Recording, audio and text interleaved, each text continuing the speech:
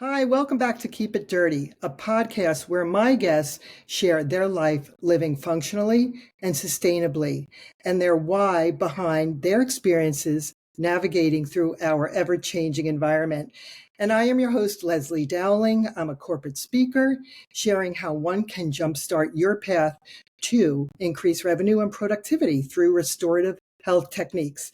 And today it's a pleasure to welcome my guest, Sami Funderburk. She and her family run a locally owned business, and it really highlights local vendors in our area. And I've been shopping there for several years. And it's a pleasure to have you. I know that you are located in Oley, not too far from where I live. So, Sami, how are you doing? Good, good. Thanks for having me. It's a great podcast, and I love talking about what we do, and local food and producers. So it's a joy to be here. Wonderful. So maybe you could kind of take a step back and tell me a little bit about yourself, what your background is, and about farming or whatever you'd like to share, because there's so much that you and your family can really speak into.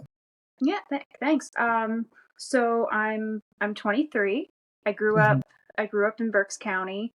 My dad had a vegetable farm when I was younger, so I kind of my later childhood teens was growing up there and doing farmers markets and festivals and all of that stuff, so I know I'm fairly tapped into like the local community and farming and just kind of all of the aspects that go with it because I grew up around it. It's everything I've ever known. um and then when I got a little bit older, I was probably about 16.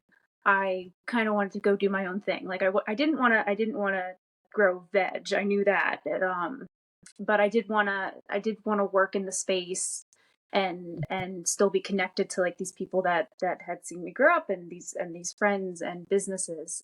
So I started doing like culinary herbs and herbal teas and growing and drying those, and did a couple markets with that, and then that kind of transitioned into houseplants and succulents for a while because like that was a fad a few years ago, and that became very much my passion for a while. And then Barb and Mike reached out, who were the previous owners of the store we now have in, I think it must have been early, yeah, it would have been early 2022, and said that they were looking for someone to take over the store. And my parents had been wanting to move to Vermont for a while, and the current farm that they have is based in Vermont. They do garlic, 90 varieties of garlic, that you can currently find at the store in Oley. And so we were like, well, I don't really want to move to Vermont, and my sisters don't really want to move to Vermont, and the store just seemed like such a good fit. It was just really good timing and just such a good fit. So we did that, and now we own Local Leaf Market in Oley, and I get to connect with and work with the producers and people that I've known all of my life, and meet a bunch of new ones and help build relationships and connect all of the amazing people in our area with these amazing farms and products that should really be more accessible to people that want to eat healthier, more sustainable ways. And Yeah. that's kind of it. Wow. So, are you guys thinking of possibly do you do in-store events or maybe just educating the public on some of the products you have or how to, integrate into eating more healthier and functionally and getting back to what Mother Earth provides? I know that the former owners started doing that, and then unfortunately COVID hit. So you might be doing that, but I just thought I'd throw it out and ask you. Yeah, it's not something that we're actively doing at the moment. We're still kind of finding our feet. The first year was just kind of like figure out Sure. what we're going to be and make sure that this is sustainable and just kind of get the ball rolling, and then we'll like find our way after that. But this year it's been much better and a little more predictable, and we've been able to like kind of like brainstorm things that we want to do in the future. Um, to kind of help with that. So like workshops we've talked about with local producers, and we did a sample Saturday actually a couple months ago with one of our vendors, because like I see them every week. I see the owners and I talk to them and I know them every week, but my customers don't. And that's something that we'd like to be able to do, is put like faces behind the names and the things that they're buying each week. And then questions that maybe I can't answer as well as the owners can, they can see them in person and they can ask questions and learn more about the product and kind of have like a one-on-one conversation with them. Is very definitely something that we want to do more of. And it's just a matter of everyone finding time, because farmers are very busy. There is no slow season. But yeah, we've talked about doing more samplings over the weekends and workshops. There's like a cheese making workshop, and kind of like things moving into fall and winter and just stuff. There's always something in the works, but nothing concrete yet. And I'd like to be able to drive out to a lot of the farms I'm not at every single week, because most of our people deliver to us, and kind of do videos and like one-on-one videos with them, just that we can then post on our social media. So if you can't come out and meet them in person, you can see the video and learn a little bit more about them, because a large part of what we do is try to educate about the farms and the products that we're selling, and because you want to know where it comes from and what was involved in producing it, and just all of that stuff. So definitely things planned. Oh, that's exciting. I just know for myself, not only is it such a beautiful, like countryside drive to get to Oley from where I live and why I'm missing, but that's my downtime. And all of you are so well educated with the background that you have, and you could really speak into the products that you have. I think a lot of times what's happening is people are getting away from customer service, and maybe because it's a family run business, it's in your blood, you have a rapport with these vendors, that is really lost in a lot of the stores and chains that you go in, that they don't even know what their product is if you ask them, do you have this? And the beauty of what you have is that there are so many herbs, tinctures that you carry too if you're not feeling well, and so many local families that are producing these wonderful products. And that's the beauty of what I do with functional nutrition, is I could bring that to the table. I could share with them some of the products that you have. So I always love to ask, what is your vision for the store? And what do you think the younger generation, like the Gen Zs, what do they want? I just know, having 3 sons that are Gen Zs, they're on top of, they Google everything. They're so well educated with what they want to purchase, and they're not making just rash purchases. They really know about Mother Earth, about just being more eco-friendly. So what do you see, and where do you see the store go in the next couple of years?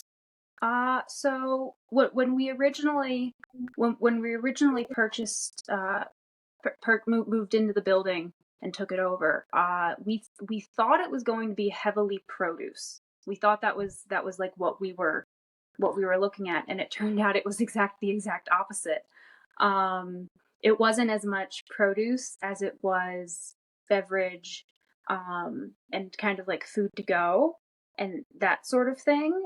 And I think that's only gotten stronger since then. Um, a little bit more produce than what it was, and we certainly don't want to step away from that, because it's a huge part of all the other things that we do. It's the ingredients that we use in the kitchen, and just everything is kind of built off on top of that. But I think the future is definitely more bakery, more meals to go, kind of like hot soups, have lunch on the patio, that kind of thing. And maybe you do something like with the green. We always do garden start sales in the spring, but workshops and kind of like little puke get-togethers and meetings, or like succulent pumpkin building days and things like that, where it's kind of becomes a community space where you can kind of sit and meet and with friends and just have a cup of coffee, or learn something new, or do a tasting with one of our vendors or something like that. I think I think it's very much that. And then the obviously the stuff that we're doing in the kitchen would highlight all of the producers and local people that we love in the store. It'd be, this is the cheese that we used in this sandwich. You can grab Mhm. it there, and it's perfect for your wine night with your friends. Or this is the salad mix that my youngest sister grows. It's used in all of our salads and all of our sandwiches and that stuff. And she always has it, and it's in the cooler.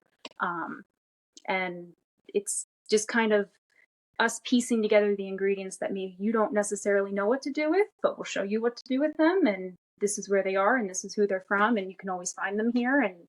And it's just when you eat good food, you feel better. Yeah. And what I like is just that you're really just expanding and thinking out of the box, and that community sense of community. And I think we've gotten away from that sense of community, but it's here in Berks County. And there's such an eclectic group, I feel, in Oley. It's a very uh, like secret about Oley, Pennsylvania. You get a lot of stars, people that are very well known, that live in Manhattan, that have their little like getaways, their country homes in Oley that a lot of people aren't even familiar with. We Some of the do. famous We do. people, It's right? actually it's kind of quirky and funny how that works. But there's like a little community within the community that you wouldn't expect to find there. Hmm. Um, and Yeah, I think it goes hand in hand with some of the vendors and producers that are there. I mean, like right down the road from the store is Valley Milk House and Stephanie, and her cheeses are phenomenal and just all over the place and just artisan and amazing. And you can find them in Philly and all of these cute little specialty food stores. And she's quite literally our neighbor. yeah, yeah. That's interesting. And there was also, I was blown away. I was listening to and I know we're kind of getting off the subject, but Bethany Frankel, who was a real housewives, New York City, but she has done such amazing work. I think her nonprofit is called Be Strong, with countries that have gone through disaster relief. That's disaster relief effort. Right now, she's really helping Israel right now, sending over loads of like things to just supplies. So she's a doer, and she's really coming into her own. But she actually has somebody like in Ephrata that has a farm and that sells cheeses too, and who is on her one of her sponsors, which kind of blew me away. So it's such a charming area. Ole has beautiful acreage, and I know there's a lot of horse people, which is grandfathered in, so you can't build up the land. And it's just rolling hills, and it's just a little known secret that Berks County really is a great centrally located area. So, quick question: is it, having been in family run businesses in my 20s and 30s in the garment business, I always found it a delicate balancing act with all the different personalities and trying to find your niche. And do you find that challenging? Uh, I know it's an there's interesting question, but It is. There's definitely a lot of opinions flying around, Mhm. and definitely a lot of personalities. Uh, my sister often, my older sister often says, she was like, the store's great, and it's great what we're doing, and I love the local food and producers, but I'm not 100% sure that I want to work with my family. And I always just kind of laugh because I am working with my family, but I understand completely what she means, because it's like there is like no real work life balance because it's all combined and it's all one.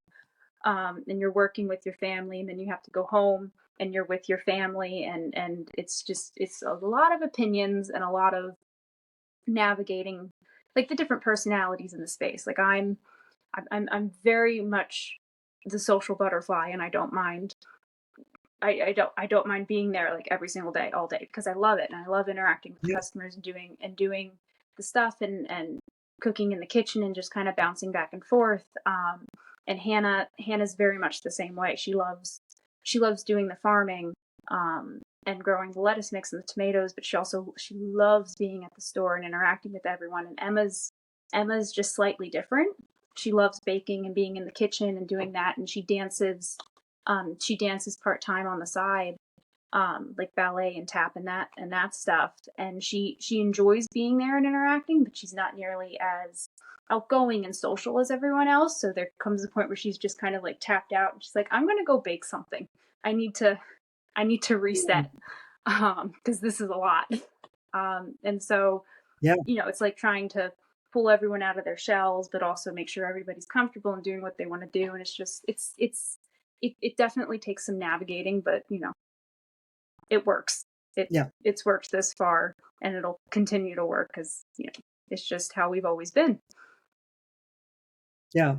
Yeah, absolutely. And what about your parents? Are they kind of hands off? I mean, you're young adults and you've been really instrumental in just doing and promoting, and you are the face, because whenever I come in, hey, how you doing? I mean, I look forward to talking, interacting, always like, hey, what's new? What's new this week? What should I try? And most of my pantry is are products that I get from local leaf. Oh, thank you. Thank you. I mean, they're definitely they're definitely not hands off. We couldn't have done it without them. They very they were very, very much helpful and continue to be helpful. Mom's always been more of a stay-at-home mom type, and there's like some family stuff going on with relatives, so she kind of has to be Mhm. here to take care of them. And when she's able to get away, she usually winds up down at the store hanging out. She's like, "Oh, I'll go make you guys lunch." I was like, "I'll just run errands." Like, "What do you need me to pick up from who?" And she just kind of bouncing around, between the house and the store. And Dad, when he has a garlic farm in Vermont, so now that the garlic's harvested and cured and it's all down at the store and we're selling it, um, he won't he won't really be back and forth as much for the rest of the year. He's kind of here. So now's a good time for us to get done the things that we want to get done headed into winter. He's kind of my free handyman. Um, and we're working on some like renovations and some fun things, and he goes and he runs errands and is always happy to be at the store, talking about garlic and the Phillies and the Eagles. And he's just kind of we joke he's just kind of like the pain in my butt. He's just kind of there, and I just have to deal with it. And when he Right. goes up to Vermont, everyone just kind of has a quiet weekend.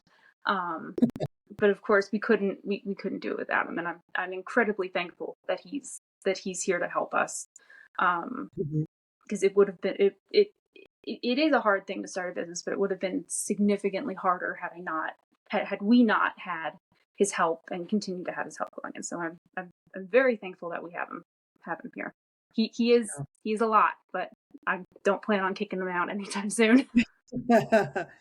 And I guess, what they say is it takes about 5 years to really give a business time. And you really have to be in it for the long haul, having businesses and being in business with family over the years. And just the fact that it seems like all of you play such a critical key role, but thank God you all kind of are passionate in different ways. And I mean, it'd probably be a little tough if everybody wanted to do like what you're doing, the person that like does the marketing, or here we are on my podcast today. So that's really interesting. It's like the symphony that everybody kind of knows this is their instrument. They know they got to play this, they have to do this. And most of your sisters, are they younger? I mean, you say you have an older, but are They they are. younger than you? They are. My older sister, I think she's 29. And Okay. she works over in Whitehall, and so she's kind of like bouncing in and out of the business. She's not quite sure what she wants to do or what she thinks her role would be, but she wants to be involved. So it's kind of like, when you have time and you want to be here, I'll happily take the help. And we'll just kind of figure out where you fit, and we'll make a spot, obviously. And then Emma is my Emma's one of my younger sisters. She's 19. And then Hannah is 18. She just graduated this year from high school. So she does all of the growing. She's very much the farm girl. Oh, And then when wow. she's at the store, she's usually pouring kombucha, or she's restocking produce, or she's just chit chatting with people, and working in the greenhouse. That's kind of what she likes to do, and it's what she's comfortable doing, and it works really well for her. And she's recently mentioned wanting to help a bit with social media, so that'll probably Yeah. become part of it too. We'll like kind of integrate her into that a little bit as she gets older, and kind of just wants to take some of that on. At the moment, I'm doing, I think, 90, somewhere around like 80-90% of it, Hmm. myself, and that's fine because I love to do it, but I'm happy for the help. And Yeah. then Emma's our baker.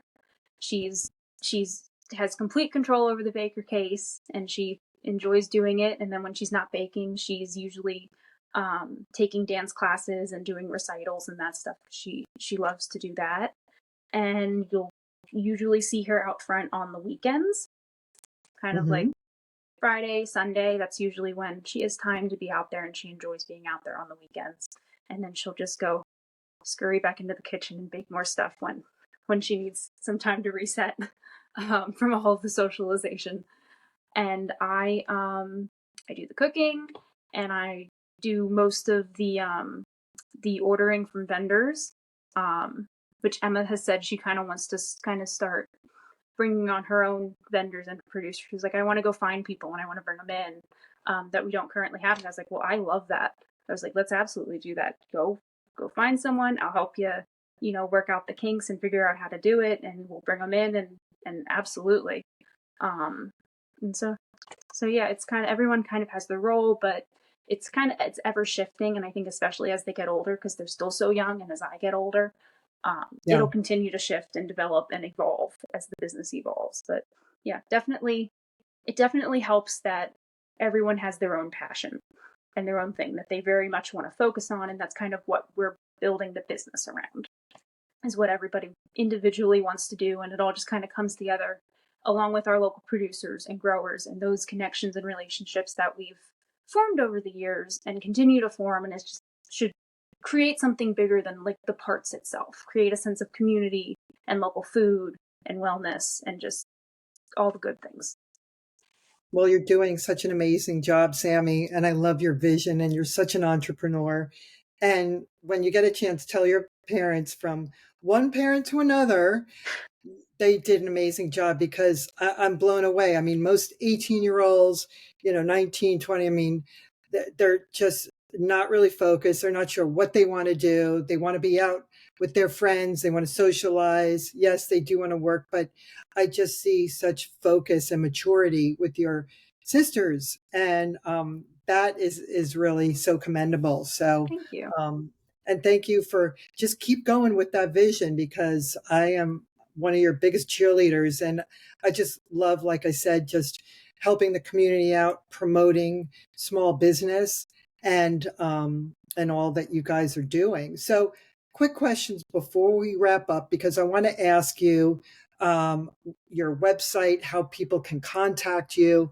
Um, who is your role model My role and model. why? My role model. Yes. I don't know that. I mean, obviously, my parents. I kind of have to say that, but it is very much true. Obviously, my parents.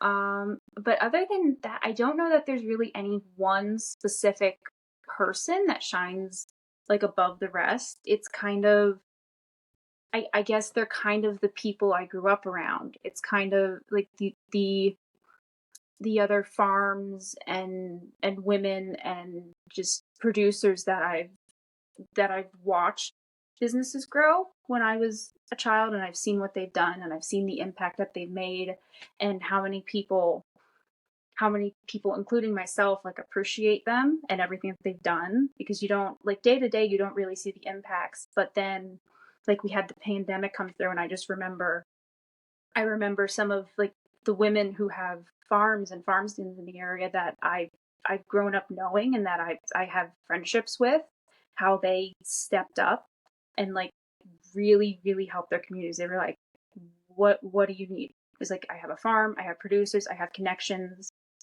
Like, what do you need? Like, you don't worry about anything. Don't worry about paying me. We'll figure anything out later. It's like, I'll just drop it off at your door. What do you need? What is this person? And they just kind of, they really embodied the sense of local food and local people helping other local people in a time when everyone was just really scared and didn't know what to do or where to get things. And they were like, I gotcha. It's like, just let me know what you need. And I think that really, that really spoke to me. And I was like, this is amazing. Not everybody does this. Not everybody has the ability to do this. And I just felt very lucky and proud to be able to call them friends and colleagues and people that I've known for so long. And that's kind of, I guess that's kind of a driving force to be able to help someone when they need it, to be able to have access to local food and be able to share that with others, and just kind of the connection of community. I think it's not so much one specific person, it's more of just the farming community and in general, and just kind of how we lean on one another. It's really great when, especially in times when you don't really have an option and you have to lean on them.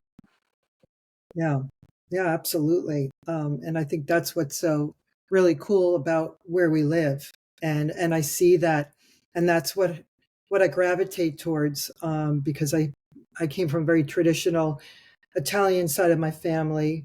My mother, who was first generation, and every Sunday we'd get together. Everybody would be cooking. The kids would be helping with making ravioli, and it was such a really neat thing to see. And everybody sat around the table, and a lot of my family members had gardens in their backyard, so they would bring some of the things that that they would grow in their gardens. And those are the memories that I really miss. And I think a lot of our community is lacking a sense of community. And after the pandemic, I think a lot of people are going back to wanting more community time. And for anyone that's listening, Michael Pollan wrote The Blue Zones, and it talks about the people that live the longest are the communities where they all live within blocks of each other, that they are very active and involved, farmers helping each other when in need, when there's something that happens. So yeah, it's really interesting how we're kind of evolving and making that full circle for people that are not farmers but want the community. And you definitely could do that and bring people together, and your ideas and your vision are really, I love that. So how can people contact you if they want to come So out and visit? social media is probably the quickest, just because we're constantly updating with things coming in and what producers are showing up that day and new items. So the Facebook is the local leaf market, and Instagram's the same. You could, and our phone number and email is on there too. The local leaf market at gmail.com. That's usually that's the quickest way to get in touch, because we're constantly on there just doing updates and stories and posts and that stuff. The store is right off of 73 in Oley, 3071 West Philadelphia Avenue, and we're open Tuesday through Friday 10 to 6, and then Saturday 10 to 5, and Sunday 10 to 3. And yeah, we're always there, and we're always happy to see smiling faces and talk about food and farming and just kind of all of it. Well, thank you, Sami. And thanks for taking time out today to be on my podcast. Thank you for And asking. oh, absolutely. And for everyone that's listening, just remember to get out there, ground with Mother Earth, start breathing in that fresh air that's free, start listening to what's out there, the birds, and look around and take time out to get off of your devices, ground with Mother Earth, and remember, everybody, try to keep it dirty. Take care, and I'll see you soon.